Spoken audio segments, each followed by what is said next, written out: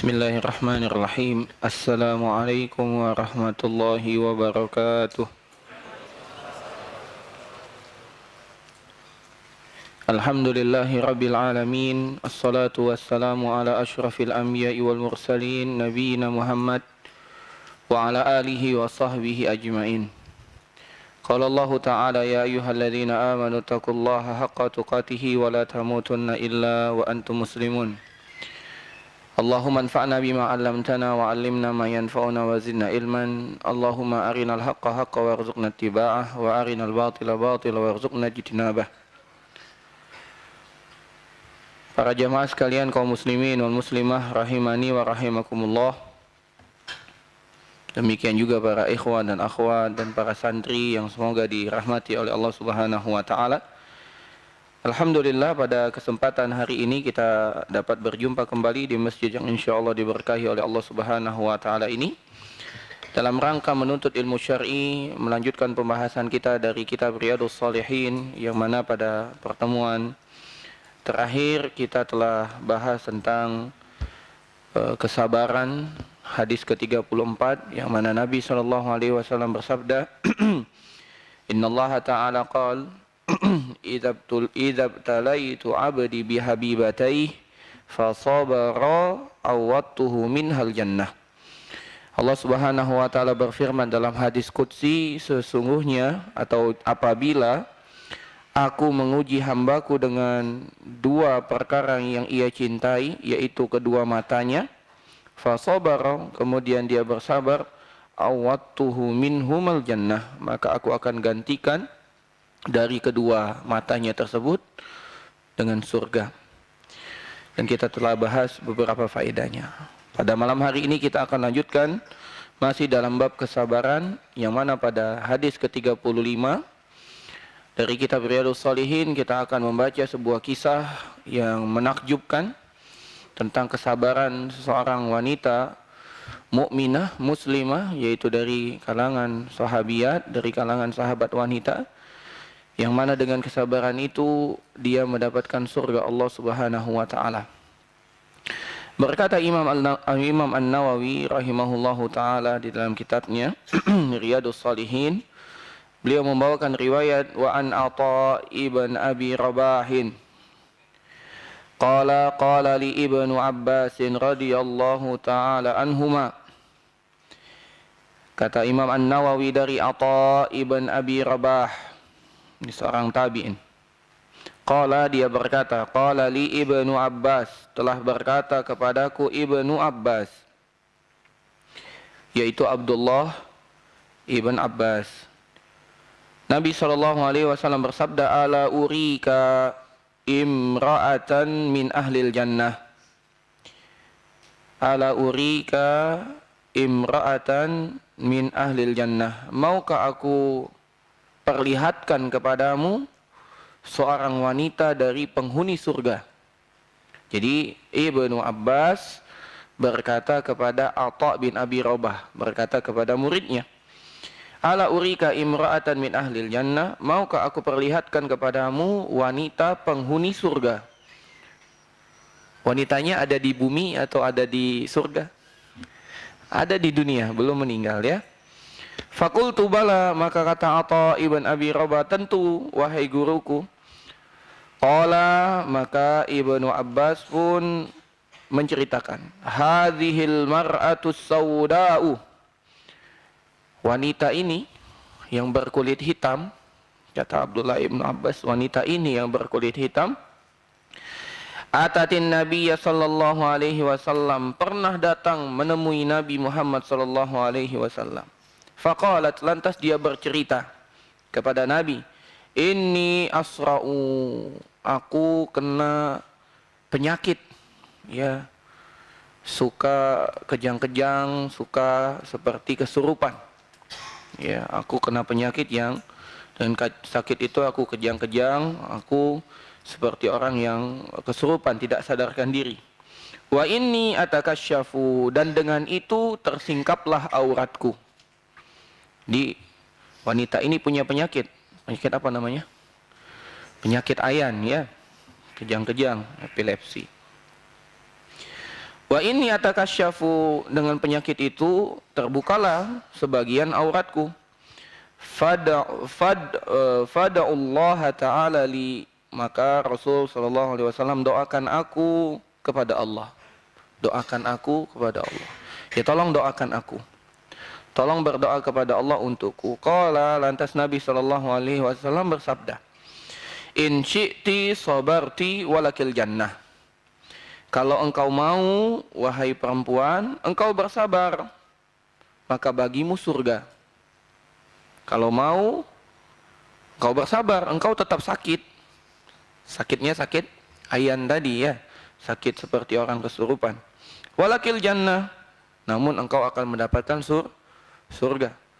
Wa in syi'ti da'autullaha ta'ala an yu'afiki. Tapi kalau engkau mau, aku akan berdoa kepada Allah agar Allah menyembuhkanmu. Jadi Nabi SAW memberikan pilihan. Kalau engkau mau, engkau bersabar, aku tidak usah minta doa kepada Allah agar Allah menyembuhkan kamu. Tapi insya Allah kamu dapat surga. Tapi kalau kamu mau sembuh, aku akan doakan kepada Allah. Namun, tidak dapat jaminan surga.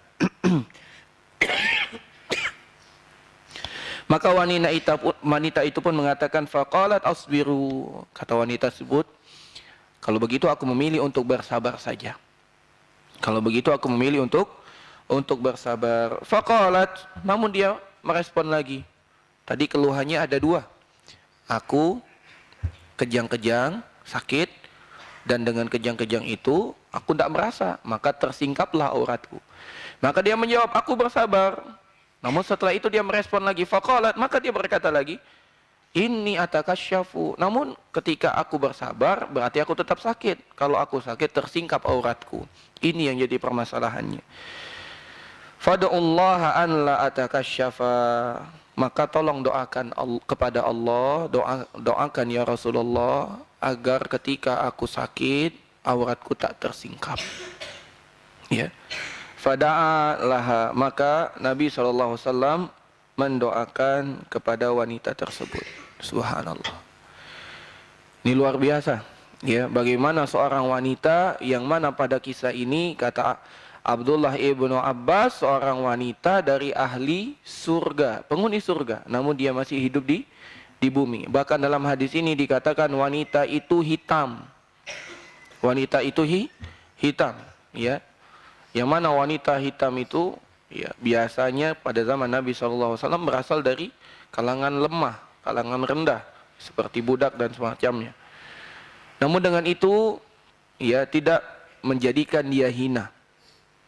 Sebagaimana kata Nabi SAW, innallaha la yanzuru ila suwarikum wala ila ajsamikum. Allah tidak melihat kepada paras dan rupa kalian. Walakin yanzuru ila qulubikum wa a'malikum. Namun Allah melihat kepada hati dan amal. Dan ternyata wanita ini mulia. Wanita ini mulia. Ketika dia sakit, tersingkap auratnya, dia mengadu kepada Rasul SAW untuk minta doa kepada Rasul. Maka Rasul pun memberikan tawaran, dia bersabar baginya surga atau dia minta disembuhkan. Akhirnya dia pilih untuk bersabar, namun dia minta tolong kepada Rasul SAW agar jangan sampai ketika dia sakit itu tersingkap auratnya. Nah, ada beberapa faedah hadis di sini. Yang dimaksud dengan sakit kejang-kejang itu ada dua. Yang pertama, sebagaimana sakit yang kita kenal, epilepsi tadi ya. Epilepsi, ayan itu ya. Yang kedua, kejang-kejang itu karena kesurupan. Karena kesurupan, ya. Dan kata Syekh Salim bin Id al-Hilali, penyebabnya adalah ya seperti kesurupan itu. Ya, pada hadis ini wanita itu seperti kesurupan itu. Kemudian faedah yang pertama yang dapat kita ambil di sini, as-sabru 'alal bala'i fid dunya yurisul jannah. Kesabaran dalam menghadapi musibah di dunia akan mewariskan surga. Kesabaran dalam menghadapi musibah di dunia akan mewariskan surga. Kemudian yang kedua, tata cara berobat dari penyakit itu adalah dengan memohon dan berdoa kepada Allah. Kembali kepada Allah, berdoa kepada Allah, dengan juga disertai mengambil sebab-sebab syar'inya dengan cara berobat. Tapi yang paling penting adalah berdoa. Jadi kalau kita sakit, berdoa terlebih dahulu. Habis berdoa, baru kita berobat. Itu yang pertama. Itu yang kedua. Nah, kebanyakan kita sekarang luput dari perkara ini. Kalau sakit, minum obat. Doanya lupa. Pusing, sebut merek boleh enggak? Waduh, ada Bodrek enggak? Minum Bodrek. Hilang pusingnya sudah. Doanya mana enggak ada. Harusnya ketika kita ditimpa sakit, berdoa. Allahumma rabban nas, azhibil bas, ishfi anta syafi la shifaa illa shifauka shifaan la yughadiru saqama. Harusnya itu yang pertama. Baru ngambil obat, baru ke dokter, baru ke puskesmas, ya. Itu yang pertama berdoa. Karena Nabi SAW mengajarkan seperti itu. Bahkan Nabi itu biasanya kalau seandainya pada anggota tubuh yang sakit, ya, Nabi itu memegang anggota tubuh yang sakit dan berdoa. Bismillah, bismillah, bismillah. A'udzubillahi wa qudratihi min syarri ma ajidu wa uhadir. Itu doa pertama. Sakit perut, pegang perut, doa itu. Sakit tangan, pegang tangan, doa itu. Itu yang dibiasakan oleh Nabi. Ketika Nabi berkunjung juga, yang pertama kali dilakukan oleh Nabi berdoa. As'alullahal azim, rabbal arshil azim, ayyashfiyak, la ba'sa, tahurun insyaallah. Doa yang pertama. Baru setelah itu diberi obat, ya, pergi ke klinik, pergi ke dokter. Maka hendaklah ini kita hidupkan pada diri kita. Kita ajarkan kepada karib kerabat kita. Karena hal ini yang kami rasakan pribadi sudah sangat jarang dilakukan oleh seorang muslim. Ketika sakit langsung otomatis pikirannya obat. Langsung otomatis obat. Bukan Anda melarang untuk berobat, bukan. Tapi yang pertama dilakukan oleh seorang muslim kembali kepada Allah. Karena Allah Subhanahu wa taala mengisahkan tentang Nabi Ibrahim, Nabi Ulul Azmi, Nabi yang disebut sebagai kekasih Allah. Apa kata Nabi Ibrahim? Fa idza maridtu fahuwa yashfi. Kalau aku sakit, kata Ibrahim, Allah yang menyembuhkan aku. Maka hendaklah kita ingat kembali bahwasanya yang menyembuhkan bukan obat, bukan dokter, bukan rumah sakit, bukan puskesmas. Yang menyembuhkan Allah. Maka hendaklah hal pertama yang kita lakukan ketika sakit, meminta kepada Allah kesembuhan, baru berusaha. Kemudian yang selanjutnya, bagaimana seorang sahabat, faedah yang ketiga, bagaimana seorang sahabat wanita begitu menjaga kesucian dirinya. Begitu menjaga kesucian dirinya. Sampai-sampai yang ia pikirkan adalah auratnya yang tersingkap. Dalam tanda kutip, kata Abdullah ibnu Abbas, ini wanita kulitnya mana Pak? Hitam, putih, langsat, hitam. Tapi walaupun kulitnya hitam, tidak menjadikan dia hilang rasa malu. Tetap ada rasa malu. Maka ini yang sudah banyak hilang di zaman kita sekarang. Wanita yang mengaku bahwasanya dia lebih banyak atau lebih besar rasa malunya daripada laki-laki. Tapi faktanya yang membuka aurat lebih banyak laki-laki atau perempuan, Bapak Ibu? Perempuan. Katanya wanita lebih banyak rasa malunya. Tapi faktanya sekarang lebih sedikit rasa malunya. Maka hendaklah kita kembalikan lagi. Semoga dengan kita mempelajari hadis-hadis Nabi ini hadir rasa malu itu. Yang dapat kita kisahkan dengan orang-orang terdekat kita. Dahulu para sahabat betul-betul menjaga rasa malu. Terutama malu berbuat maksiat. Bahkan dalam kondisi tidak sadar pun yang dipikirkan oleh wanita ini, auratnya tersingkap. Ya. Ini orang sakit tidak sadar, secara logika dia diampuni oleh Allah. Karena nggak sadar. Kalau orang tidak sadar, berdosa enggak Pak? Tidak berdosa. Orang tidur, ketiduran, dia tidak sholat. Asar misalnya. Sampai datang waktu maghrib. Dosa enggak dia? Tidak dosa karena tidak sengaja. Ya. Ini dia sakit, tidak sengaja tersingkap auratnya. Berdosa enggak? Tidak berdosa. Tapi rasa malu yang ada pada diri sahabiat ini, sahabat wanita ini menjadikan dia apa? Meminta kepada Rasulullah SAW untuk menjaga auratnya dengan berdoa kepada Allah. Ini yang telah banyak hilang di zaman kita kita sekarang. Semoga Allah Subhanahu wa taala memberikan kita petunjuk hidayahnya agar kembali lagi rasa malu itu terutama dari para muslimah. Terutama dari para muslimah. Kita lanjutkan pada hadis yang ke-36. Berkata Imam An-Nawawi rahimahullahu taala, wa an Abi Abdirrahman Abdillah ibni Mas'ud, dari sahabat Abu Abdurrahman yaitu Abdullah ibn Mas'ud. Dalam riwayat hadis atau sahabat ketika disebut Abdullah secara mutlak itu biasanya adalah Abdullah ibnu Mas'ud, ya, Abdullah ibnu Mas'ud. Jadi kalau ada riwayat an Abdillah qala Rasul, yang dimaksud dengan Abdullah di sini siapa? Ibnu Mas'ud. Nah, berkata Ibnu Mas'ud, ka'anni anzuru ila Rasulillah sallallahu alaihi wasallam yahki nabiyyan minal anbiya. Kata Abdullah ibnu Mas'ud, aku seakan-akan melihat atau aku seakan-akan masih melihat Rasul sallallahu alaihi wasallam menceritakan seorang nabi dari para nabi yang diganggu oleh kaumnya. Ya, yang diganggu oleh kaumnya. Ka'anni, kata Abdullah ibnu Mas'ud saat meriwayatkan hadis ini, ka'anni anzuru ila Rasulillah sallallahu alaihi wasallam yahki nabiyyan minal anbiya salawatullahi wa salamuhu alaihim. Kata Abdullah ibnu Mas'ud, seakan-akan aku masih terbayang di hadapanku bagaimana Nabi sallallahu alaihi wasallam mengisahkan tentang seorang nabi yang diganggu oleh kaumnya, kaumnya. Darabahu qaumuhu, kaumnya memukulinya.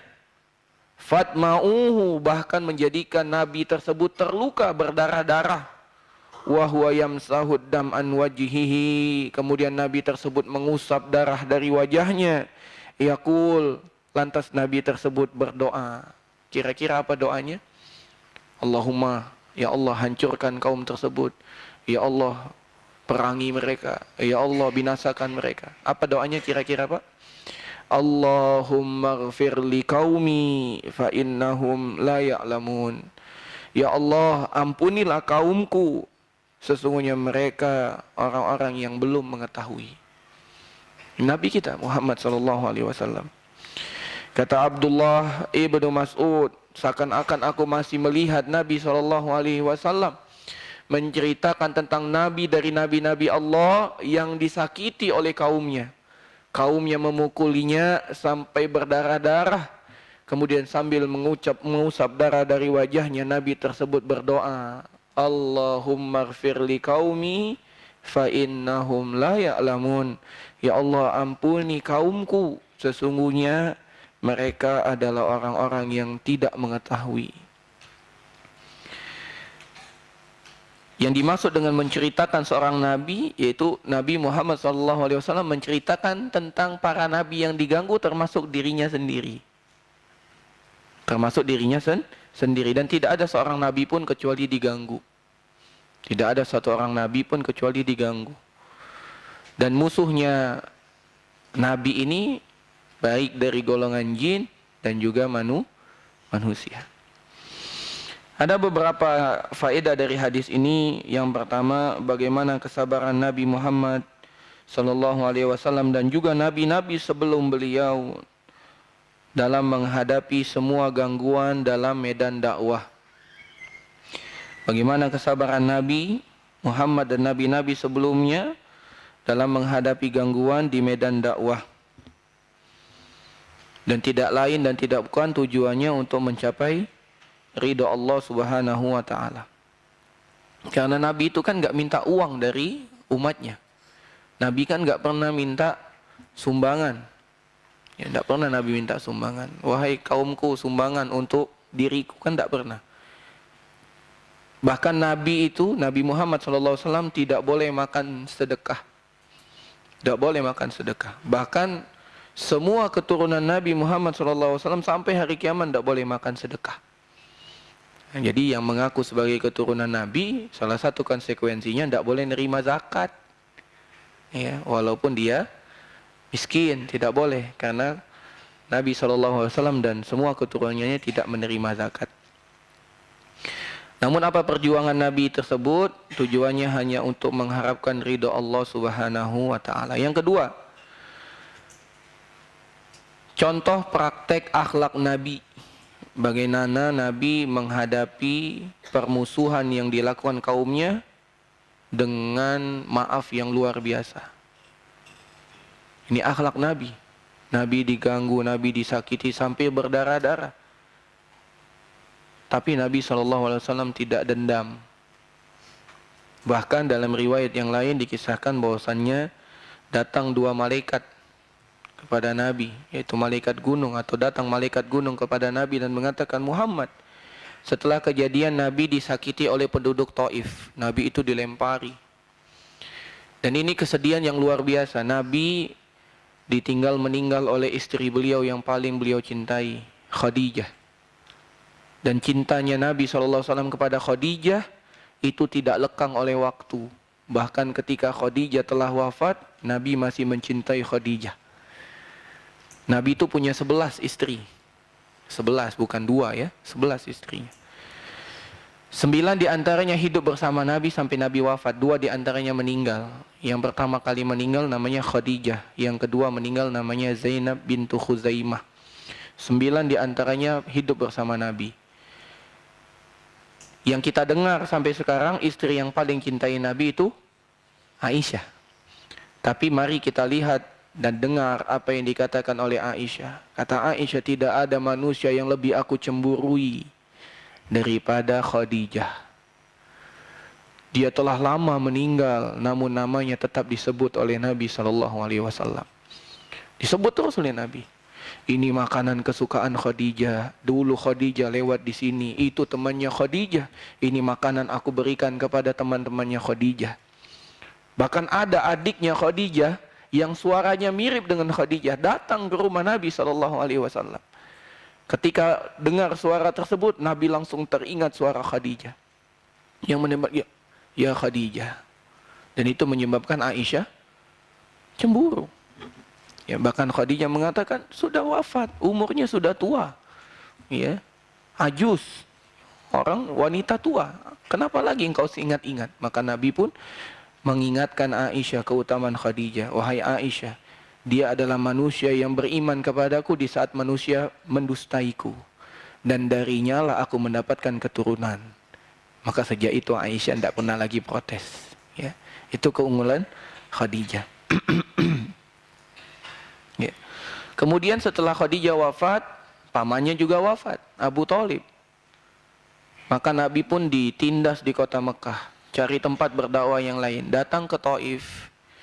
Sampai di Taif bukan disambut dengan meriah atau dengan sambutan hangat, malah disambut dengan lemparan batu. Bahkan yang melempari batu adalah anak-anak kecil yang melempari beliau batu. Sampai menyebabkan kakinya berdarah sampai hampir pingsan. Setelah itu beliau keluar dari Taif, datanglah malaikat gunung menawarkan, Muhammad, kalau engkau mau aku timpakan gunung ini kepada kaum tersebut. Apa kata Nabi SAW? Jangan.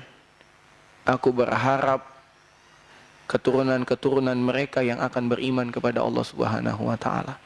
Maka dikatakan para ulama sampai hari ini semua orang dari kota Taif itu adalah orang-orang yang beriman kepada Nabi Muhammad SAW. Ya, ini doa Nabi SAW. Sabar beliau. Kesabaran yang luar biasa. Ya.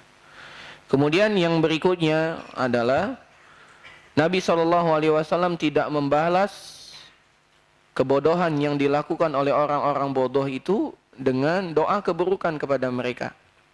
Tidak membalas keburukan dengan keburukan. Bahkan Nabi SAW mendoakan mereka petunjuk. Mendoakan mereka petunjuk. Mendoakan mereka ampunan dan petunjuk. Ini luar biasa. Padahal kalau seandainya dalam hukum Islam, kalau kita diganggu itu boleh kita mengganggu balik. Kisos boleh, ya. Kita dipukul boleh, membalas memukul boleh. Tapi dijelaskan bahwasanya memaafkan jauh lebih utama. Jauh lebih utama, dan Nabi mengajarkan kepada kita memaafkan. Dan memaafkan itu berat memang. Karena apa? Ada rasa jengkel dalam hati. Tapi maafkanlah. Karena kita butuh kita butuh dari maafnya Allah, maka kita maafkan manusia, semoga dengan itu Allah maafkan kita. Kemudian dalam hadis ini juga anjuran bagaimana kita mempelajari tentang akhlak Nabi Muhammad SAW dalam menghadapi bencana, dalam menghadapi musibah, dalam menghadapi gangguan. Sampai-sampai beliau terluka pun beliau tetap bersabar. Ya, beliau tetap bersabar. Dan yang terakhir dari sunnatullah, orang-orang kafir, orang-orang jelek, ya, orang-orang yang durhaka itu selalu melawan atau selalu membalas dalil-dalil yang dibacakan kepada mereka, nasihat-nasihat yang dibacakan kepada mereka itu dengan permusuhan, bahkan dengan gangguan fisik, dari memukul sampai membunuh. Dan itu sudah menjadi sunnatullah. Kita harus ya bersabar dan berhati-hati tentunya. Ya, bersabar dan hati-hati. Bukan berarti kita berdakwah, pastikan berdakwah itu ada konsekuensinya. Kalau begitu langsung saja, enggak begitu. Ya, harus ada perhitungan. Ya, karena kalau kita langsung ya bisa jadi kita masuk dalam orang yang mati sia-sia. Enggak boleh, kita harus ada perhitungan.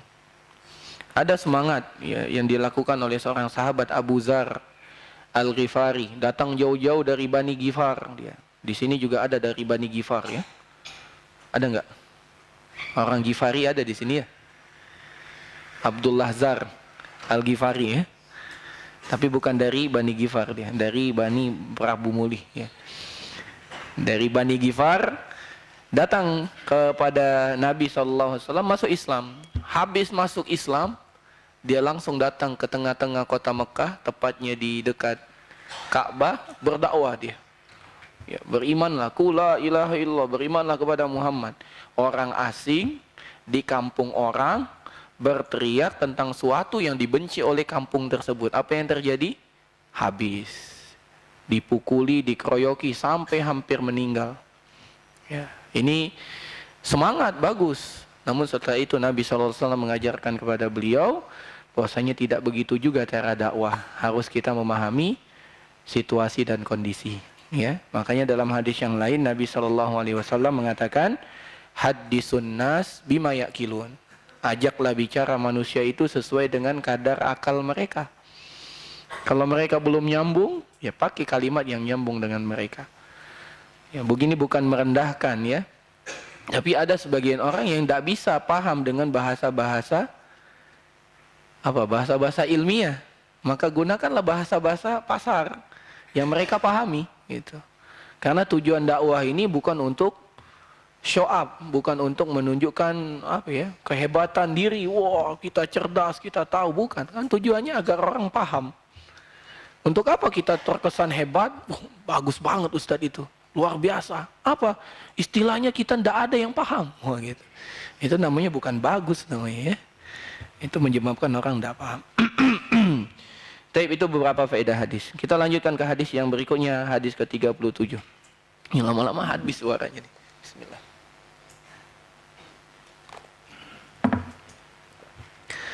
Imam An-Nawawi mengatakan wa an Abi Sa'idin wa Abi Hurairah radhiyallahu taala anhuma.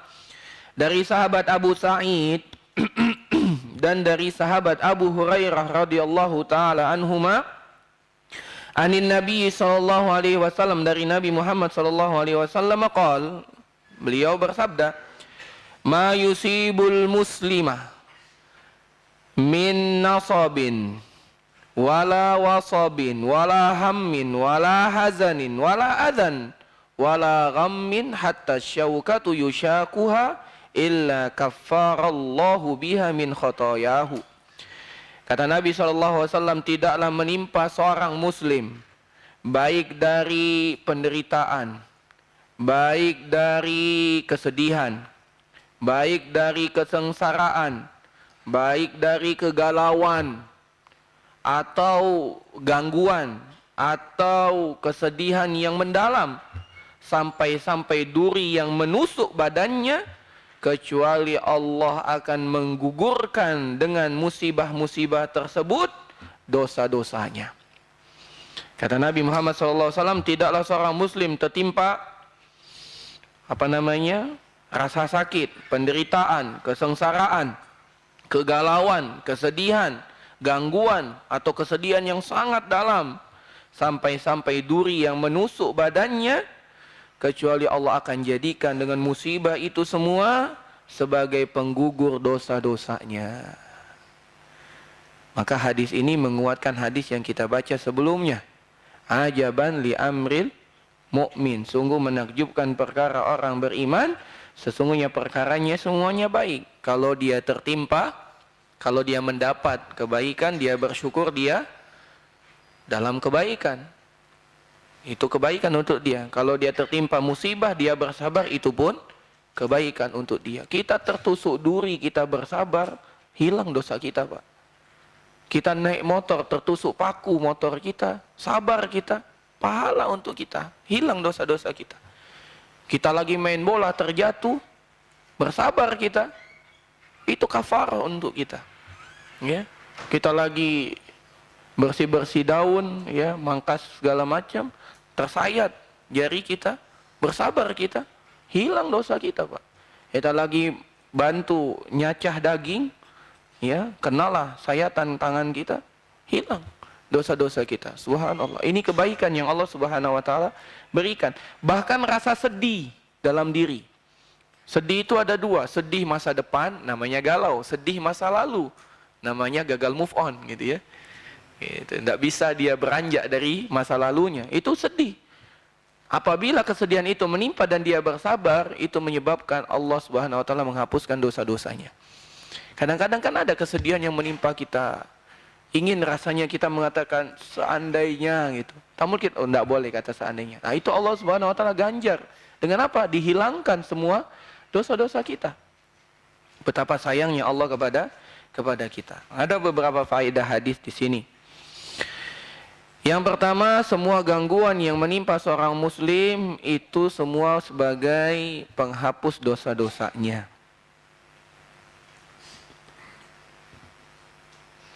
Yang kedua, sekecil apapun musibah yang menimpa seorang muslim itu akan menjadi pengugur dosanya.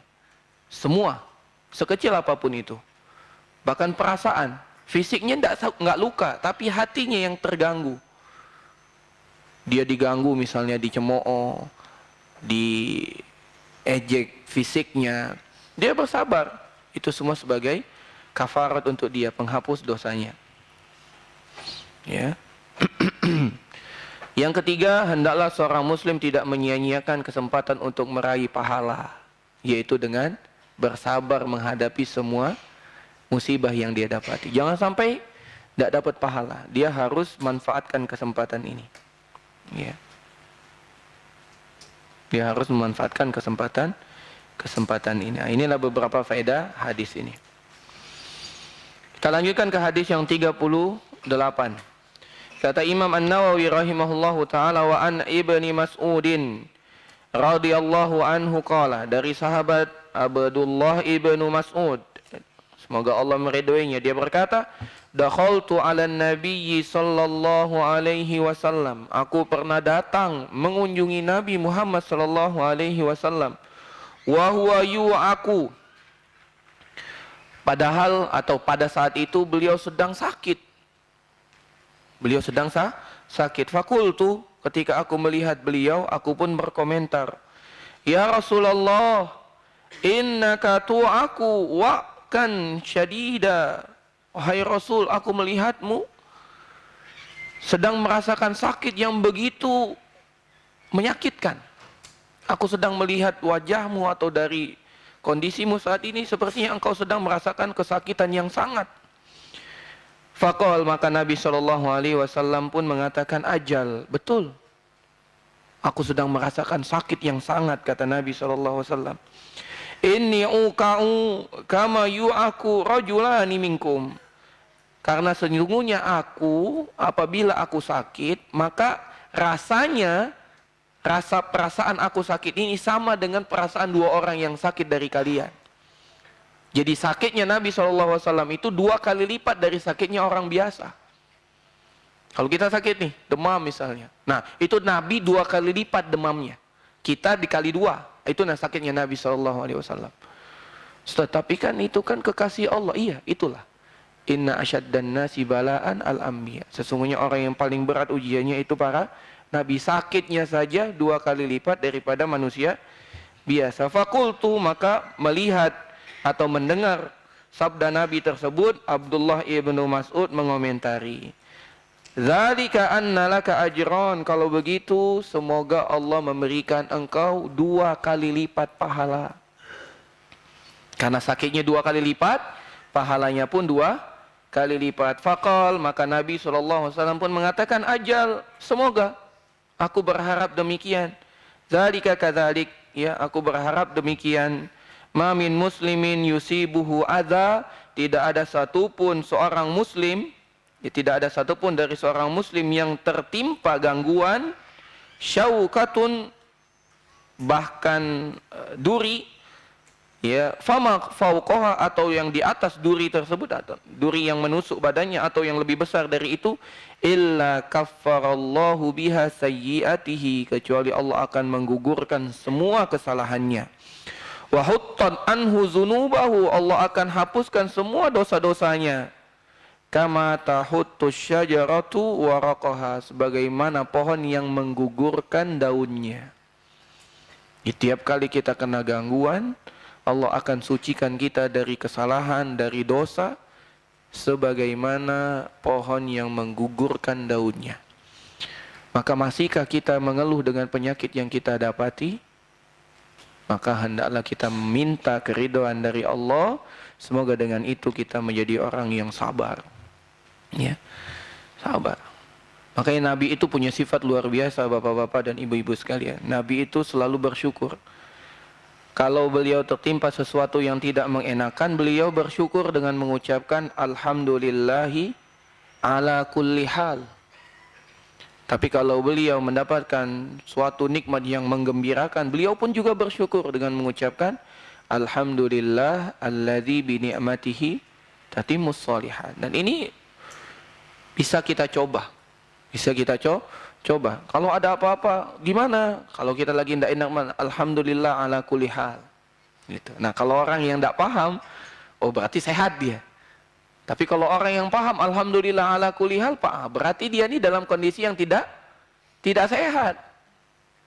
Salaman nih, assalamualaikum, gimana kabarnya? Alhamdulillah ala kulli hal, berarti dia tidak sehat. Tapi karena kita tidak paham, oh ya bagus, ya lanjutkan, gitu kan? Gitu.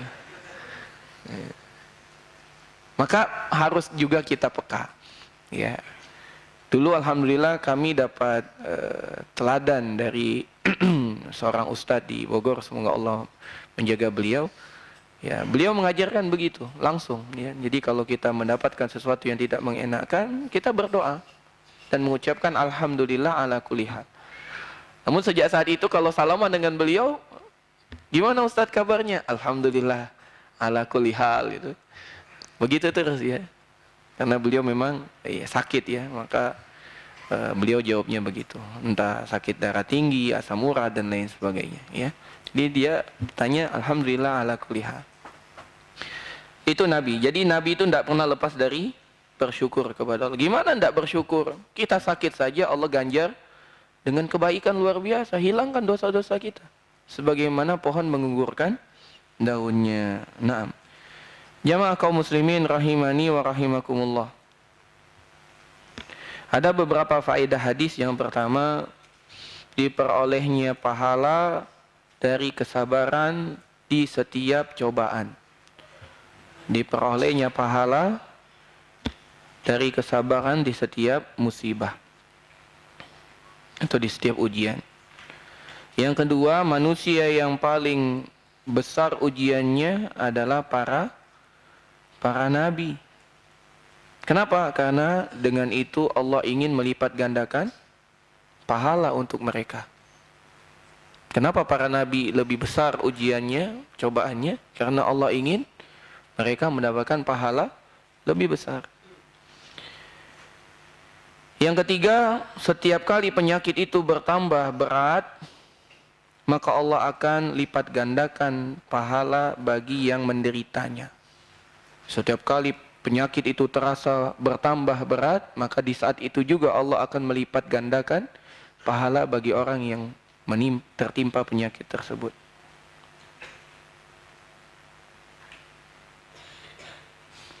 Yang terakhir, orang yang kuat akan diuji sesuai dengan kemampuannya, demikian juga orang yang lemah.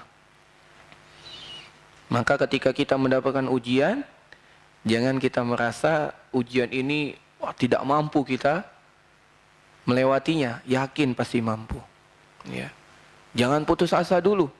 Harus kita yakin, pasti bisa. Karena Allah Subhanahu wa taala berfirman, la yukallifullahu nafsan illa wus'aha. Allah tidak akan membebankan manusia kecuali di kemampuannya. Nah, cuman kita banyak bapak-bapak dan ibu-ibu sekalian dan para santri salah dalam memahami makna sesuai kemampuan. Ini kan banyak kan kalimat sesuai kemampuan. Seikhlasnya gitu ya. Ini kalimat-kalimat yang salah penerapannya ini. Datang orang minta sumbangan. Berapa? Ya semampunya. Padahal kalimat semampunya itu bukan menunjukkan atas minimal. Karena dalam bahasa syariat, semampunya itu maksimal. Karena Allah mengatakan, fattaqullaha mastata'tum. Bertakwalah kalian kepada Allah semampu kalian. Apakah makna mampu kalian itu minimal? Tidak, maksimal. Gitu. Maka jangan kita, misalnya kita mendapat ujian, tidak mampu kita. Tahu dari mana? Kan belum dicoba. Coba dulu. Jangan sampai kita kalah sebelum berperang. Perang dulu.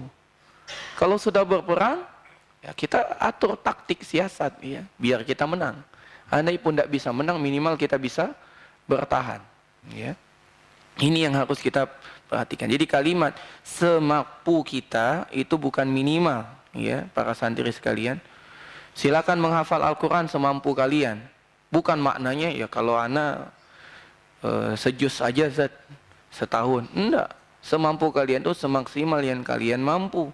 Kalau kalian mampu setahunnya 1 kali 30 juz ya 30 juz gitu. Itu namanya semampu kalian.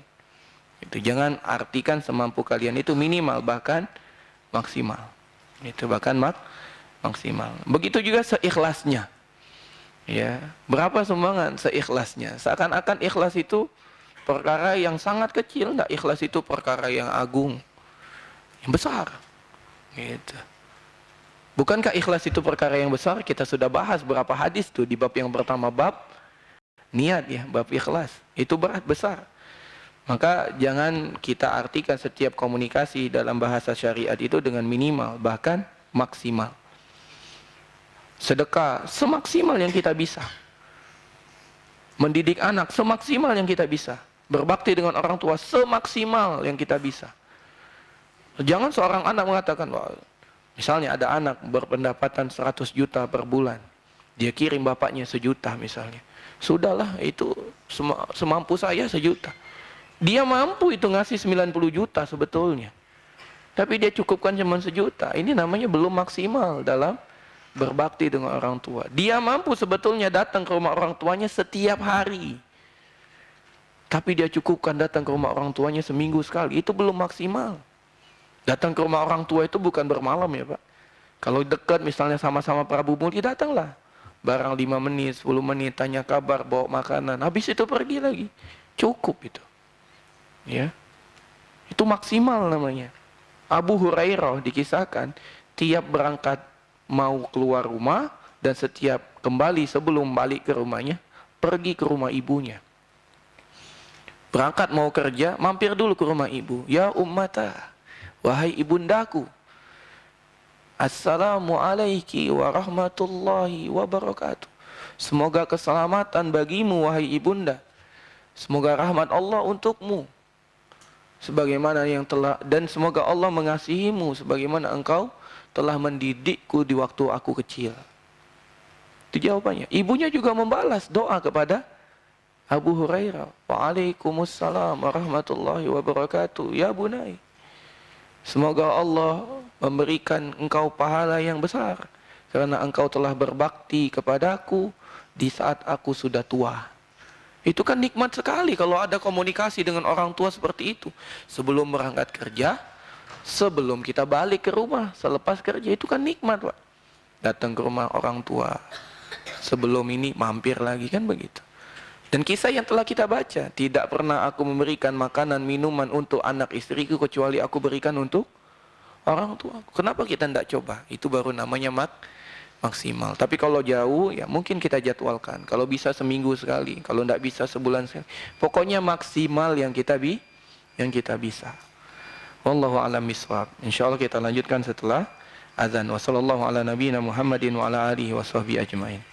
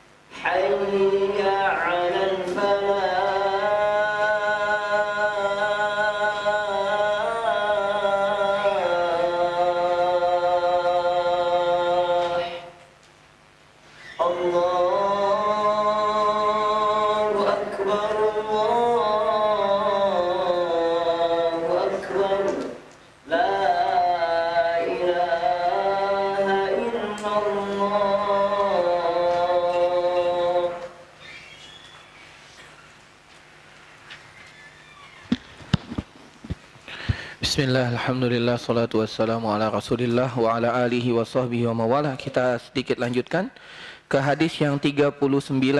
Imam An-Nawawi mengatakan, wa an Abi Hurairah wa an Abi Hurairah radhiyallahu taala anhu, dari sahabat Abu Hurairah semoga Allah meridhoinya. Dia berkata, qala Rasulullah sallallahu alaihi wasallam, telah bersabda Rasul sallallahu alaihi wasallam, man yuridillahu bihi khairan,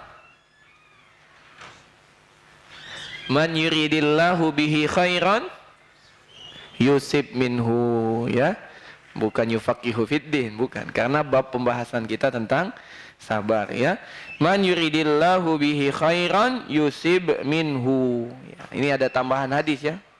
Semua santri harus menghafal, ini pendek, masa tidak bisa hafal. Man yuridillahu bihi khairan yusib minhu, ya. Rawahu Bukhari. Kata Imam An-Nawawi dari sahabat Abu Hurairah semoga Allah meridhoinya, telah berkata Rasul sallallahu alaihi wasallam, barang siapa yang Allah ingini kebaikan untuk dirinya, maka Allah timpakan ujian untuknya. Siapa yang Allah inginkan kebaikan, Allah uji. Siapa yang Allah inginkan kebaikan, Allah akan uji. Dan ini senada dengan sabda Nabi SAW, Inna asyaddan nasi balaan al-anbiya. Sesungguhnya manusia yang paling banyak cobaannya adalah para nabi. Karena para nabi adalah manusia-manusia yang paling dicintai oleh Allah. Maka orang yang ingin dicintai oleh Allah Subhanahu wa taala harus siap dengan apa? Ujian. Harus siap. Tapi bolehkah kita meminta ujian? Jangan. Hendaklah kita minta afiat. Minta afiat. Minta afiat. Yang kita baca setiap pagi dan sore. Apa doanya?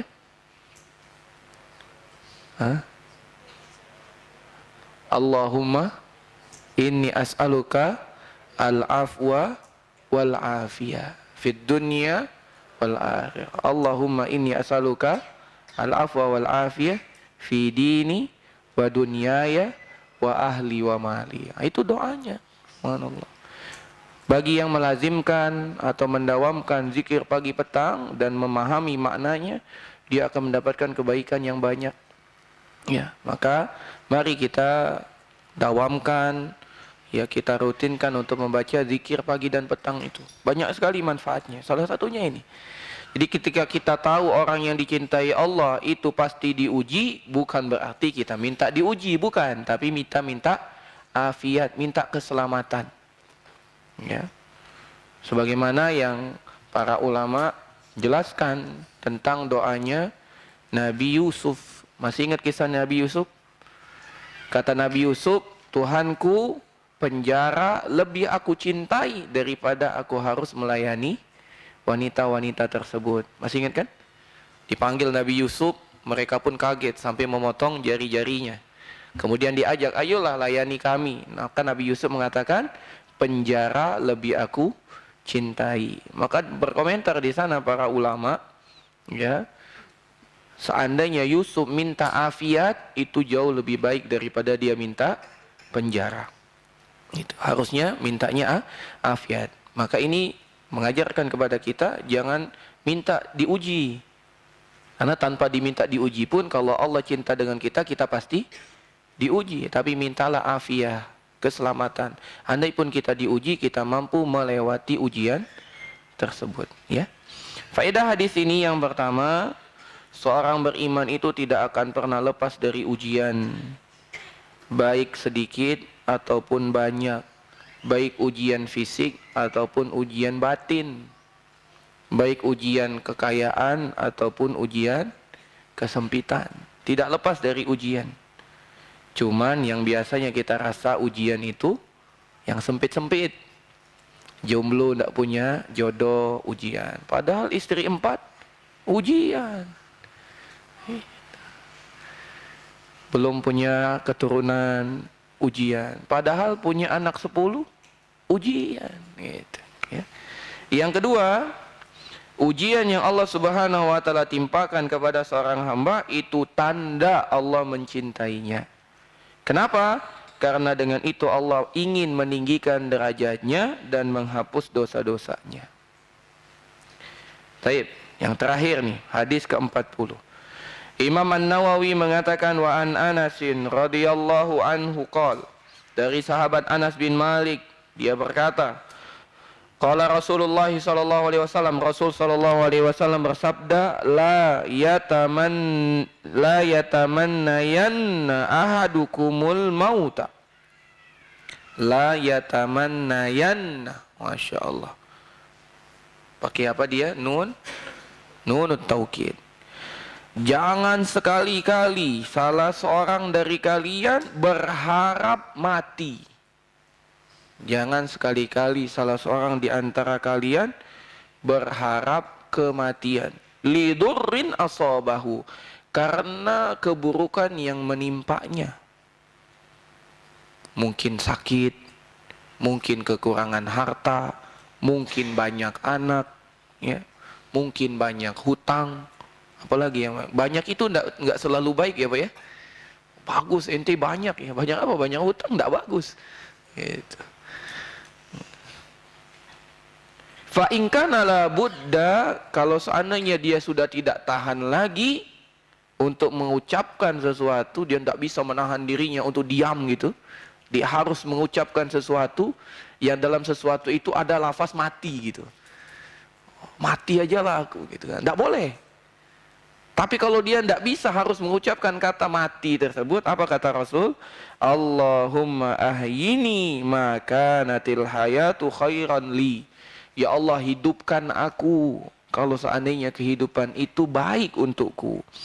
Wa tawaffani idza kana al-wafatu khairan li, dan wafatkan aku kalau seandainya wafat itu lebih baik untukku. Jadi kalau kita tidak bisa menahan diri kita lagi untuk tidak mengucapkan kata mati, begini doanya. Allahumma ahyini ma kanatil hayatu khairan li. Boleh Pak, sama-sama Pak. Allahumma ahyini ma kanatil hayatu khairan li. Sekali lagi, Allahumma ahyini ma kanatil hayatu khairan li wa tawaffani idza kanatil wafatu khairan li. Masya Allah, khairan di sini 2 kali disebut ya. Terkenal khairan ya. Ya Allah, hidupkan aku kalau seandainya hidup itu lebih baik untukku, dan wafatkan aku kalau seandainya wafat itu lebih baik untukku. Nah, beberapa faedah hadis ini. Yang pertama, haramnya seseorang meminta mati, ya, berharap kematian. Tidak boleh. Tidak boleh seseorang berharap kematian. Kalau berharap kematian saja tidak boleh, gimana kalau bunuh diri? Lebih tidak boleh lagi. Sekarang ana bawa ke logika nih Pak ya. Ada minuman. Ada minuman. Ini ada mereknya ya. Tulisan di minuman ini, jika Anda minum ini, Anda akan terkena serangan jantung, hipertensi, gangguan janin, keguguran, bahkan dapat membunuhmu. Itu. Ada tulisan nih di minuman nih. Minuman, tapi minumannya enak gitu ya. Enak, rasanya lezat gitu ya. Tapi tulisan di minuman itu dapat menyebabkan kanker, hipotensi ya, gangguan janin, hipertensi, segala macam ya. Terakhir ditulis, itu kan kecil ya tulisannya, yang paling besar dapat membunuhmu tulisannya gitu. Kira-kira apa hukum minum ini? Kenapa? Karena sarana untuk bunuh diri. Silakan dianalogikan ke benda-benda yang lain ya. Kalau minuman saja tidak boleh, bukan berarti benda padat boleh. Kalau ada makanan biskuit misalnya, tulisannya sama. Jika Anda makan biskuit ini akan membunuhmu gitu ya. Apalagi ada gambarnya, tenggorokan bolong gitu ya.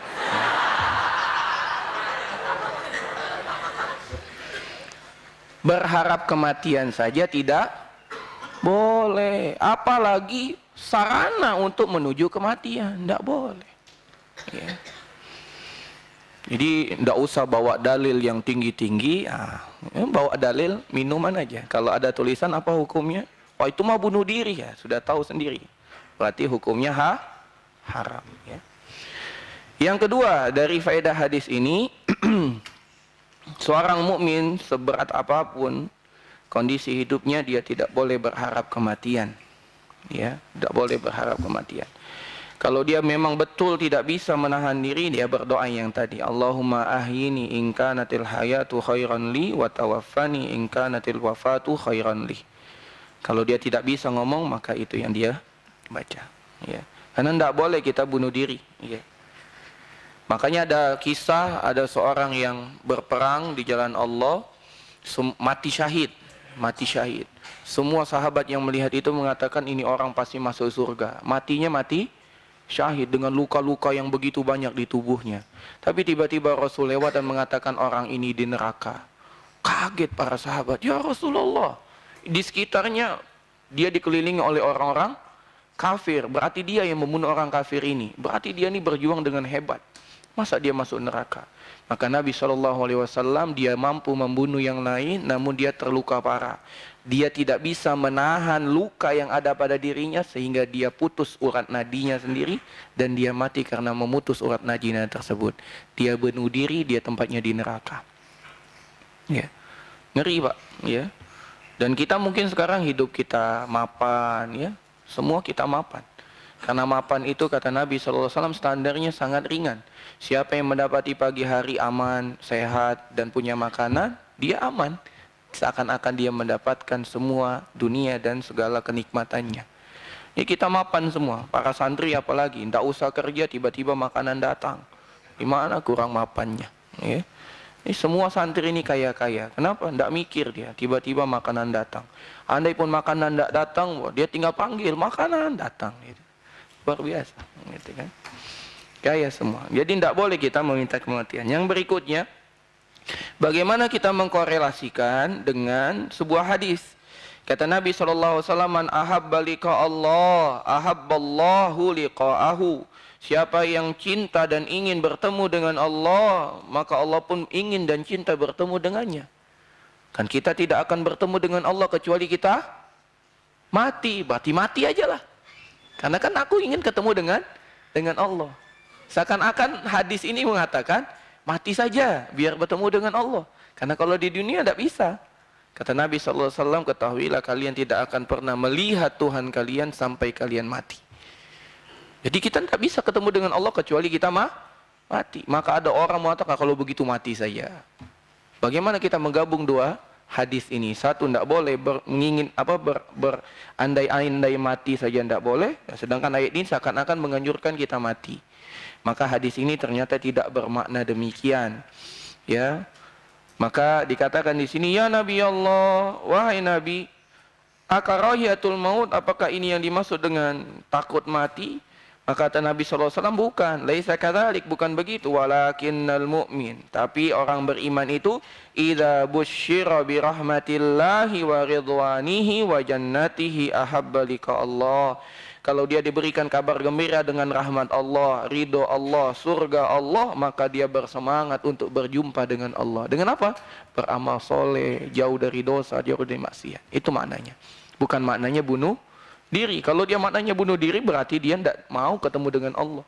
Ya, karena kenikmatan tertinggi melihat wajah Allah diberikan kepada penghuni surga. Bagaimana dia masuk surga kalau dia bunuh diri? Ya. Kemudian ini juga dikisahkan bahwasanya hadisnya sudah kita baca, bahwasanya Nabi SAW diberi pilihan. Apakah ingin tetap hidup di dunia atau ingin meninggal berjumpa dengan Allah. Nah, kalau dikasih pilihan seperti ini, maka Nabi SAW lebih memilih untuk berjumpa dengan Allah Subhanahu wa taala. Yang kita kenal hadis yang kemarin kita baca, Fatimah mengatakan, sakit yang begitu sangat wahai ayahanda. Kata Nabi SAW, wahai anakku, ayahmu tidak akan merasakan sakit lagi setelah ini. Kemudian Nabi mengatakan, Allahumma rafiqal a'la. Bukan rafiqas salam ya. Allahumma rafiqal a'la. Ya Allah, menuju tempat yang tinggi di sisimu. Ya.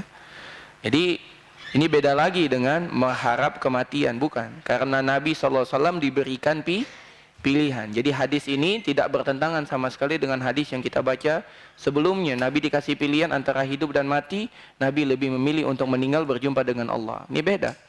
Ya, bukan mengharap kematian, tapi karena Nabi diberikan pilihan, langsung tahu. Sedangkan kita kan belum tahu. Kalau kita mati, baik enggak? Belum tahu. Maka doanya kita ada syaratnya. Ya Allah, kalau seandainya mati itu baik untukku, maka matikan aku. Tapi kalau seandainya enggak, ya hidupkan aku. Ya, karena ada orang yang memang pantas mati. Ya, Allah ingin dia mati. Kata dalam sebuah hadis Nabi SAW bersabda, al-mustarih wal mustarahumin. Al-mustarih orang yang istirahat, dia meninggal istirahat. Istirahat apa? Dari beban dunia. Dia dapatkan pahala di sisi Allah. atas ganjaran pahala yang dia, amalan yang dia lakukan. Tapi ada orang yang mustarahumin, dia mati tapi dia tidak istirahat.